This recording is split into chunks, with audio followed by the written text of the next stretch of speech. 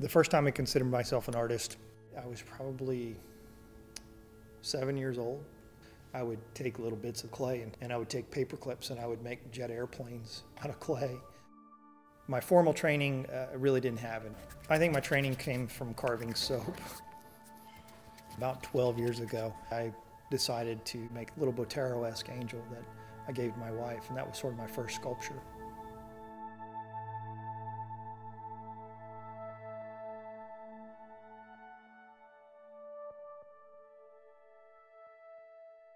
I have access to both the right and left parts of my brain.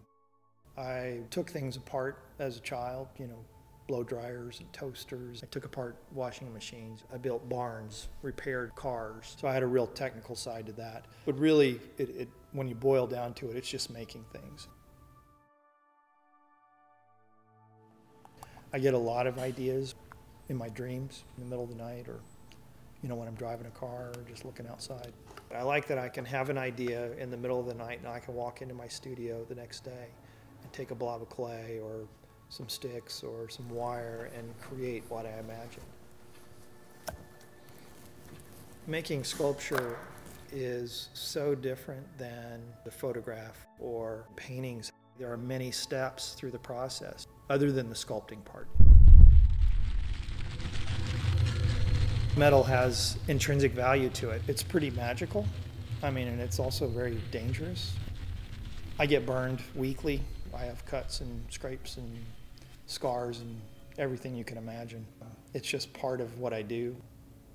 I don't want to be that person who takes something out of a machine. It's real important to have the hands-on part of it. And when you do that, when you create something with your hands, you create something that people connect with. When it's to a certain point, I'm ready to let it go, and I want somebody to enjoy it and then have them take ownership of it. Most of my work, I want to have a sense of love or happiness or joy. I want it to have a feeling with it and create an heirloom that's going to get passed down from family to family. It makes it personal for someone else, and that's pretty fun. That's an honor for me to have that. True sculpture is three-dimensional, just like trees, a piece of grass, a leaf. People are three-dimensional pieces. You look at life like that. Life isn't flat.